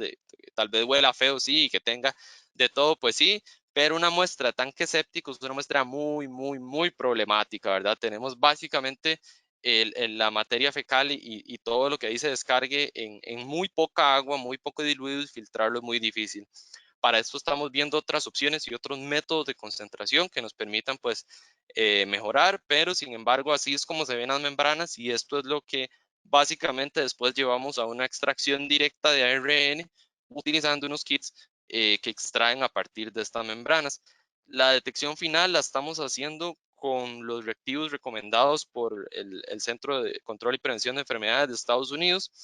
En cuanto a esto, hay pues muchísimos métodos para detectar SARS-CoV-2 y específicamente muchísimos ensayos, ¿verdad? Tenemos los del Hospital Charité en Alemania, que los hemos utilizado también. Tenemos los de la Universidad de Hong Kong, los del CDC de China, los del Pasteur en Francia, y los más utilizados a nivel ambiental han sido pues los del CDC, y con esto nosotros empezamos y hemos tenido resultados satisfactorios. Logramos estandarizar reacciones con eficiencias que están dentro de lo que se buscan en PCR tiempo real, ¿verdad? Entre 85 y 101%. Todavía nos falta mejorar algunas reacciones. R's cuadrados de más de 0.98.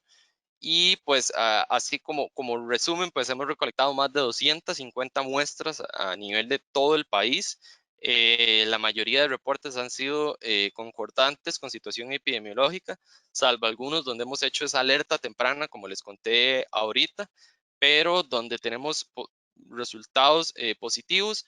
Normalmente tenemos ya un avance de la enfermedad bastante pues evidenciado en la vigilancia tradicional, y pues esto pues nos permite también esa satisfacción de que los métodos están funcionando. Las muestras que no analizamos inmediatamente se preservan a -80 grados, ya sea crudas o ya sea concentradas en la membrana y guardadas en los tubos de lisis.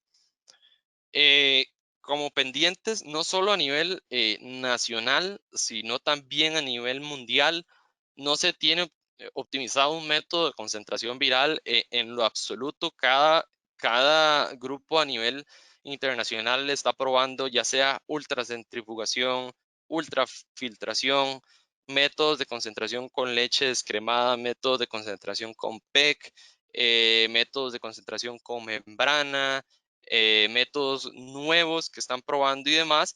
Entonces, esto pues va a seguir por muchos meses hasta que ya varios grupos se pongan de acuerdo y pues se tenga un consenso más o menos de cómo es la mejor forma de concentrar las partículas virales que están en el agua.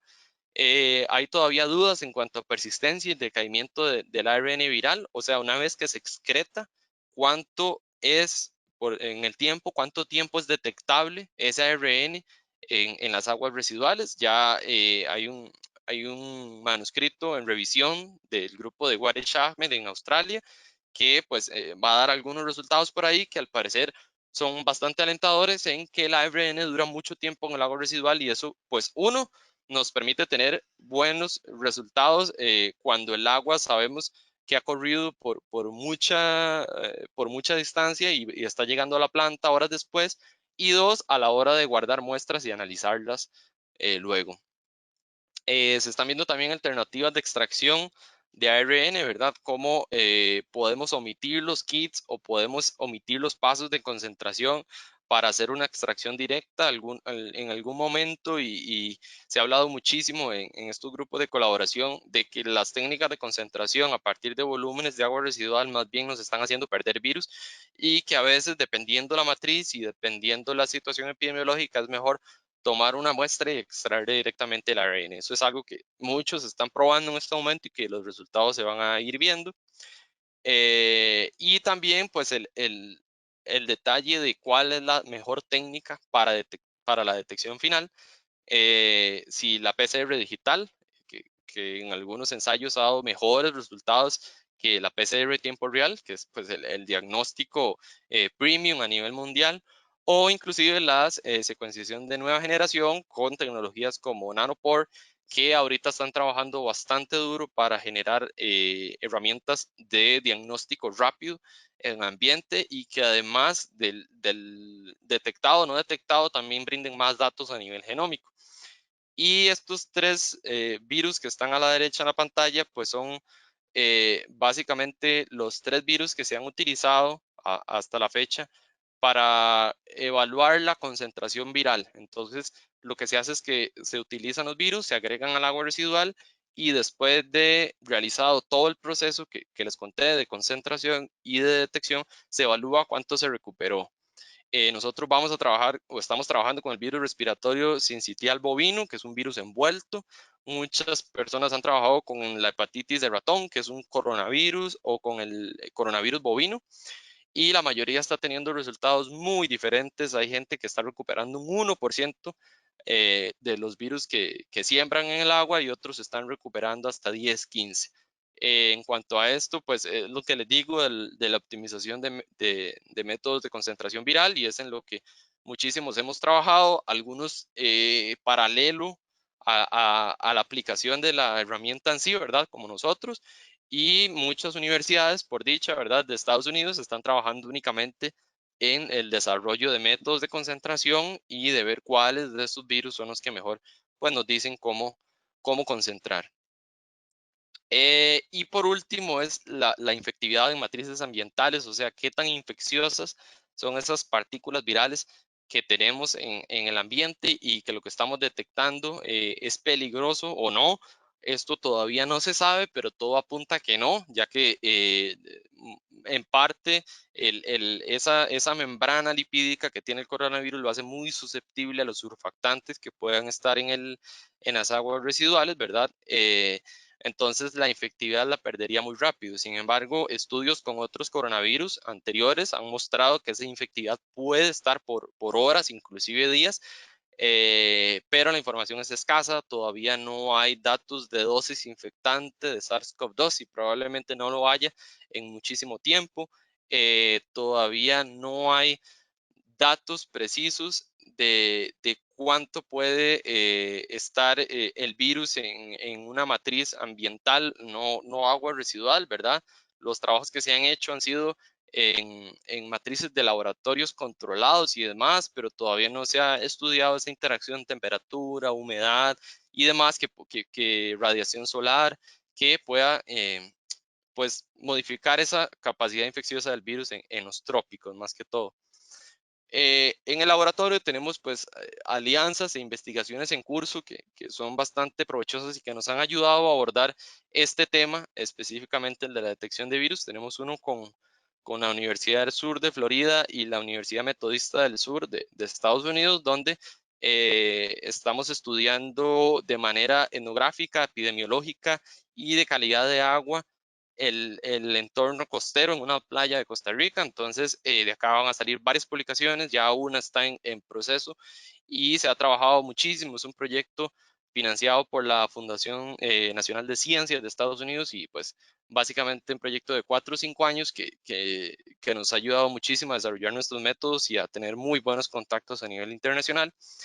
Este año estamos realizando una investigación de parásitos y virus entéricos, creo que la primera que se realiza a nivel nacional y un poco pues ambiciosa en aguas residuales de la gran área metropolitana, con el Instituto de Investigaciones en Salud, el INISA, la UCR, con quien también estamos trabajando otro proyecto paralelo de SARS-CoV-2.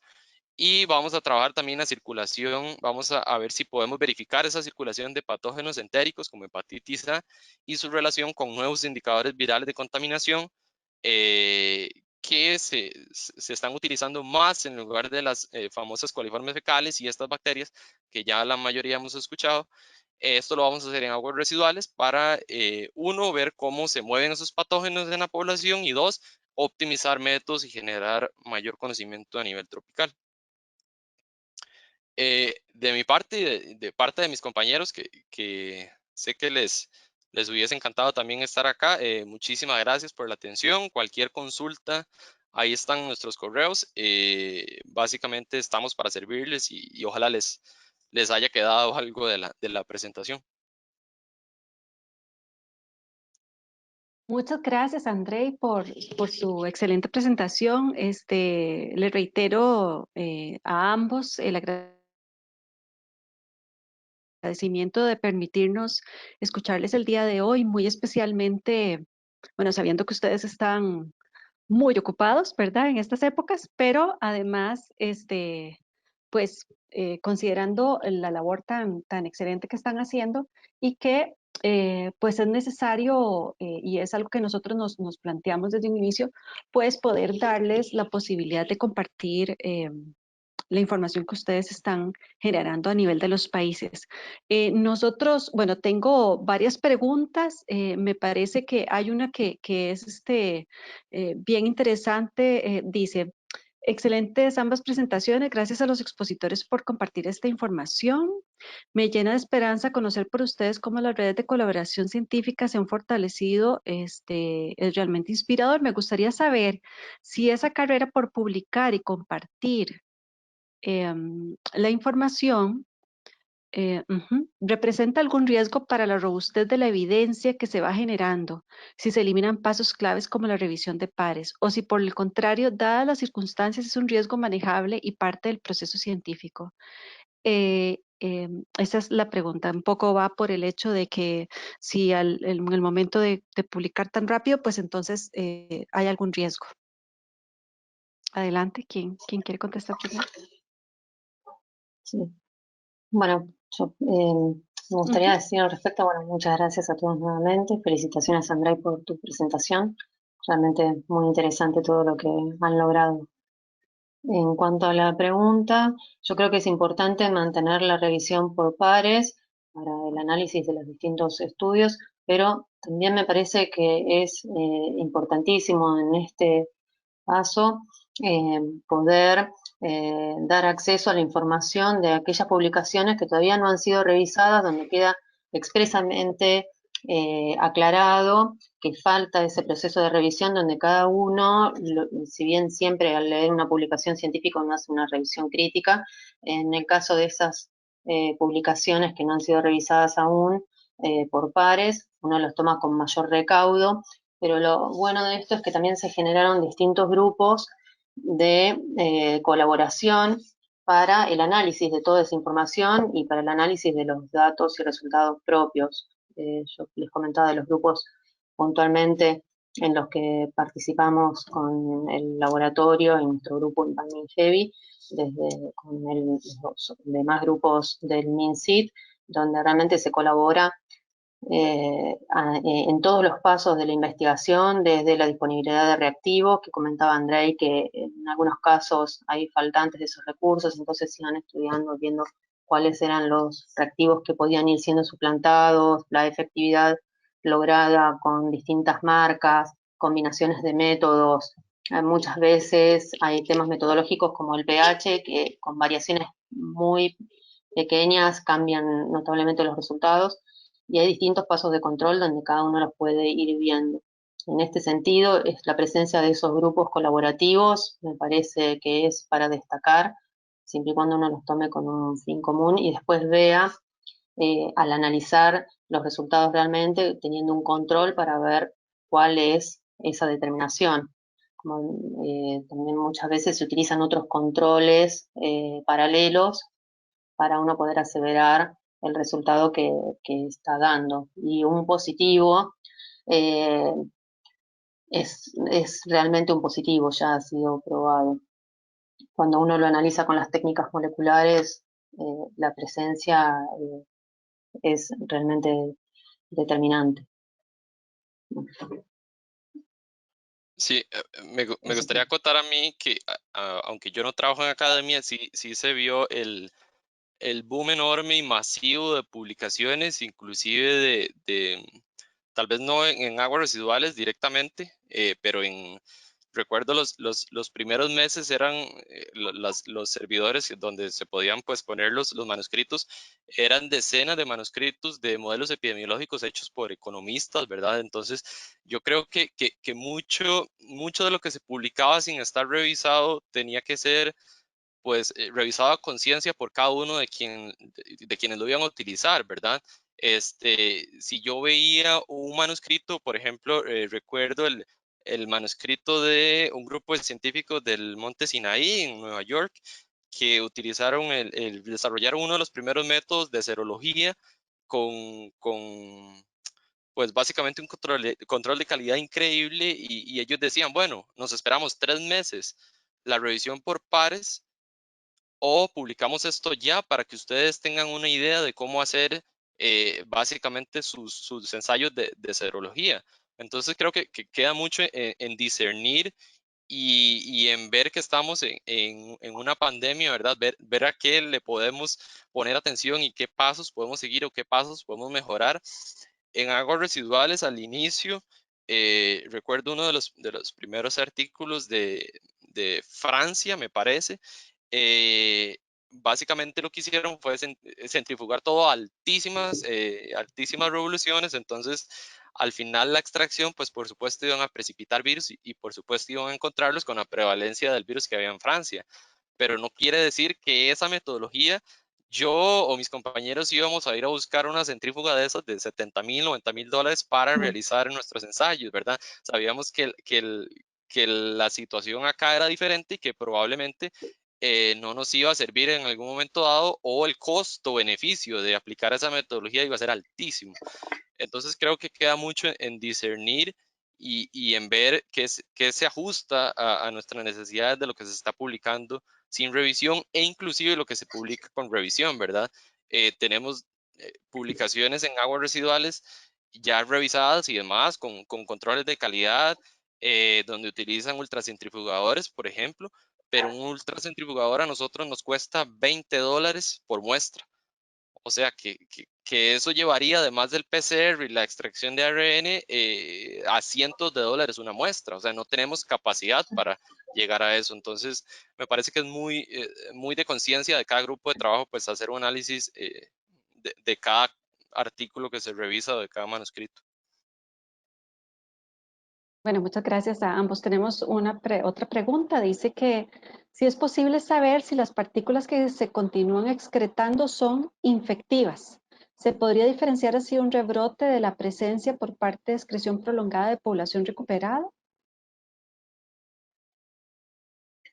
Para hacer ese estudio, ese tipo de estudios, hay que llevarlos a cabo en un laboratorio del tipo BCL3, donde se hacen estudios de infectividad y por el momento está, como comentaba Andrei, todavía está en discusión sobre la posibilidad de la transmisión a través de estos efluentes o de este tipo de materiales. Yo recuerdo un reporte en el cual se probó la ocurrencia de material infectivo liberado a partir de una muestra de materia fecal, pero a partir de la muestra de materia fecal del paciente. De todas formas, más allá de esa infectividad, estas muestras, o sea, creo que hay otras vías de transmisión que también son, o que son muy importantes, que son las ya aprobadas. Es importante determinar si esta es otra vía de transmisión, pero hoy por hoy todavía falta terminar de resolver eso. Es un tema controvertido. Sí, André, ¿hay de algo que acuerdo. anotar? Ujú. Ajá, creo que conozco varios grupos que se están enfocando en Sí. tratar de generar una herramienta independiente de cultivo, que esto para mí es bastante complicado, ¿verdad? Para ver esa infectividad.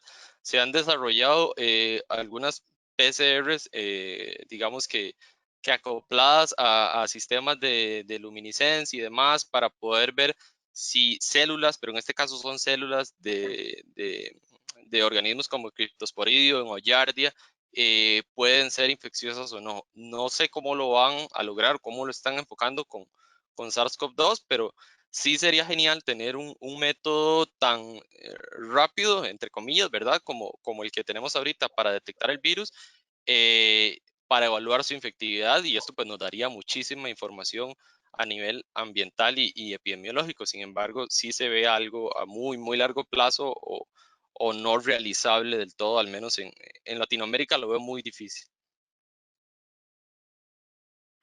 Yo les tengo una pregunta y es que me parece que en ambos casos el nivel de trabajo es fabuloso, ¿verdad?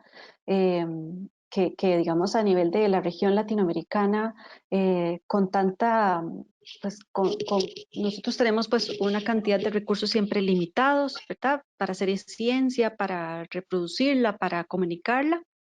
Yo quisiera preguntarles qué tipo, si existe entre ustedes, que son los expertos en el tema, algún tipo de relación a nivel latinoamericano. Si por ejemplo, Paula, vos conocías qué estaba haciendo Andrea aquí en Costa Rica o viceversa, si tienen algún tipo de trabajo con otros países, ¿cómo ven la posibilidad de que esto se pueda realizar para también de alguna manera pues compartir experiencias y modelos que ustedes están utilizando, ya que tenemos pues poblaciones muy similares? Yo veo la presentación de la doctora Quiroga, lo que ella está haciendo en estas zonas difíciles, igual que lo hacemos aquí en Costa Rica, donde hay mayor concentración de personas, donde las aguas residuales van directamente, están en el ambiente, ¿verdad?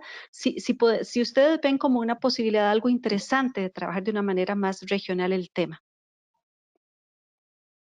Sí, yo creo que es interesante de trabajar a nivel regional este tema.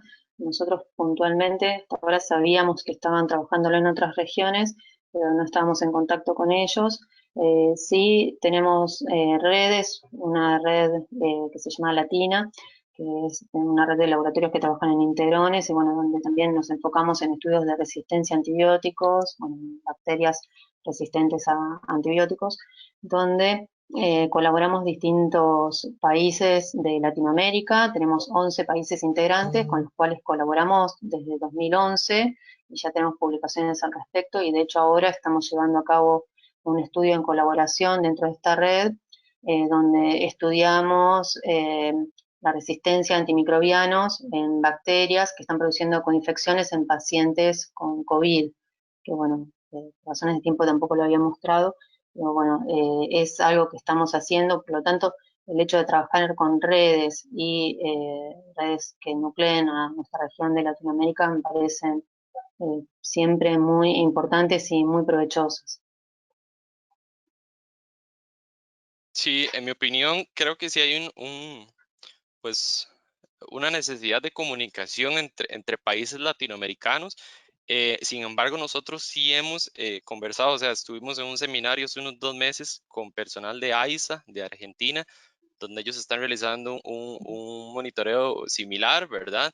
Estuvimos conversando y demás, intercambiamos ideas. Luego hemos estado asesorando al Ministerio de Ambiente de Honduras, que quiere empezar pues a iniciar su laboratorio de biología molecular, pues, entonces casi que desde cero hemos estado en conversación con Acueducto de Bogotá, en Colombia, con las autoridades del Canal de Panamá, en Panamá, sí hemos hecho varios enlaces a nivel latinoamericano, pero con quienes hemos tenido el intercambio mayor de ideas, de conocimiento, de resultados y demás, es con universidades de Estados Unidos que gracias al grupo que les presenté, pues la mayoría de científicos en este momento están muy abiertos y muy, eh, pues, con compartidores, por decirlo así, todo lo que generan al otro día suben el Excel o lo que sea, entonces ya todos tenemos los datos y podemos generar discusión. Sin embargo, sí hay un problema, porque para mí es un problema a nivel latinoamericano, lo conozco a nivel centroamericano, porque también lo comenté con un colega panameño, y es el hecho de la disponibilidad a tecnologías que tenemos, ¿verdad? Nosotros para comprar reactivos, pues es algo catastrófico casi. Tenemos que hacer intermediarios, no tenemos ese acceso a ciencia tan rápido, y la justificación de compras y demás pues nos atrasa muchísimos experimentos, ¿verdad? En Estados Unidos, en Europa, me imagino que en la mayoría de países ya desarrollados, por decirlo de alguna forma, los reactivos están a una semana o a varios días de que lleguen a su laboratorio. Nosotros aquí esperamos por primers y sondas 5 o 6 semanas, ¿verdad? Y actualmente el- la restricción de vuelos y todo esto nos afecta, pero es algo de todos los días, y básicamente es ese sinsabor que nos deja de que a la vez es una satisfacción lograr pues muchas cosas con recursos tan reducidos, ¿verdad? Pero sí, a nivel regional compartimos ese sentimiento de acceso a tecnologías. Sí, con respecto a colaboraciones en este sentido, bueno, nosotros colaboramos en la parte de metagenómica con esta organización Metasud, que se originó en la Universidad de Cornell de Estados Unidos, y que ellos realizan estos muestreos a nivel global, y bueno, somos parte de esos estudios. Bueno, muchas gracias. Yo creo que ese comentario es muy valioso para nosotros en ILSI, porque consideramos, bueno, una de nuestras tareas es también trabajar todo lo que tiene que ver con el ambiente, y en este marco de la pandemia pues se hace mucho más importante dirigir acciones también hacia esas otras tareas que tenemos, y bueno, el uso de la biotecnología en este caso, que es una de nuestras grandes áreas de trabajo, pues yo creo que puede ser muy valioso. De una vez les comunico que, bueno, el profesor Giovanni, que es el coordinador de nuestro comité en Mesoamérica en biotecnología, y yo vamos a proponer el tema a nivel global, así que seguramente los vamos a estar invitando para que participen, porque sería una experiencia muy interesante, ya que ha sido para ustedes en este momento el hecho de compartir y de ver lo que están haciendo ustedes dos en sus instituciones específicas. Sería muy interesante pues ver cómo lo ha resuelto, por ejemplo, China, Japón, la India, por supuesto Europa y Norteamérica, y bueno, ¿por qué no también otros países de Latinoamérica, o por ejemplo Australia? Entonces, yo creo que en pocos días vamos a estarles invitando a participar, y yo creo que es un esfuerzo interesante también, porque además ayuda pues a la construcción de estas redes de trabajo de científicos y de comunicación que ustedes tienen. Así que eh, una vez más les agradezco, ¿verdad?, por haber participado hoy, por darnos estas conferencias tan interesantes. El nivel científico es altísimo, y eso es también algo muy importante para nosotros, de ver realmente la fuerza y el poder científico que tenemos en la región. Gracias, por supuesto, al esfuerzo que ustedes han hecho al estudiar y ser excelentes profesionales. Así que, pues también cabe el momento para brindarles pues un agradecimiento por ese esfuerzo y por supuesto unas felicitaciones por su excelente trabajo. Así que muchas gracias. Quiero además pues favorecer el espacio, utilizar el espacio para comunicarles a todos ustedes de que nosotros en ILSI pues tenemos varias actividades en las próximas semanas, en los próximos meses. Voy a aprovechar para comunicar este evento que tenemos el 28 de agosto, que estoy segura que es muy importante para todos los que están acá, que es el segundo foro argentino, el cuarto foro a nivel latinoamericano de comunicación responsable en ciencia y salud. Las inscripciones ya están abiertas, pueden encontrarlas en la página de nuestra hermana entidad ILSI Argentina. La verdad que nosotros tenemos un compromiso muy grande con el hecho de que la ciencia y la salud deben comunicarse de manera responsable. Así que, estamos seguros, ha sido también un evento que ha tenido muchas satisfacciones, ha sido muy satisfactorio en las partes anteriores, pero esperamos también verlos acá. Y nosotros también, en conjunto con ILSI Norandino, y es para toda la comunidad latinoamericana, estamos organizando unas jornadas de actualización científica en aplicación de edulcorantes no calóricos en alimentos. Son 4 sesiones distribuidas en 4 días diferentes y es un evento también gratuito, y las personas que participen en los 4 módulos de las jornadas van a obtener un certificado virtual de participación por parte de las universidades que están involucradas. Así que yo quiero también, pues, además de estos 2 eventos, pues invitarlos a revisar las páginas web de todas nuestras hermanas entidades en Latinoamérica, para que conozcan de todos los eventos que estamos desarrollando, no solo en el marco de la pandemia, porque estamos tratando temas relevantes y relativos a lo que tiene que ver con el COVID-19, sino también con pues nuestras temáticas generales. Así que una vez más, muchas gracias, muy especialmente a ILSI Argentina por habernos ayudado a desarrollar este seminario, ¿verdad? Y la colaboración de los conferencistas, y por supuesto también a todos los participantes que se han mantenido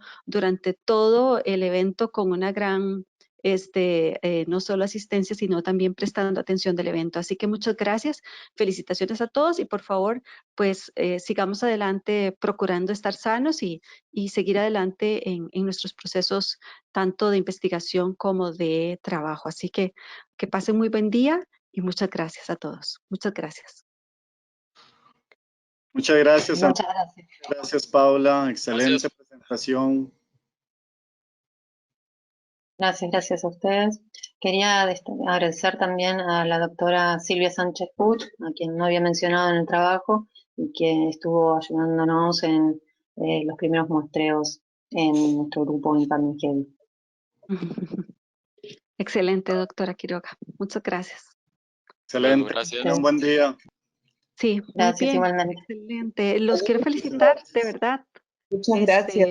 A Gracias. todos. Qué bárbaros. El trabajo que están haciendo es impresionante. Yo estoy realmente muy emocionada de ver, ¿verdad? Y creo que en lo que podemos colaborarles, pues es en eso de encontrar a sus pares en estos otros países, ¿verdad? En estas otras regiones.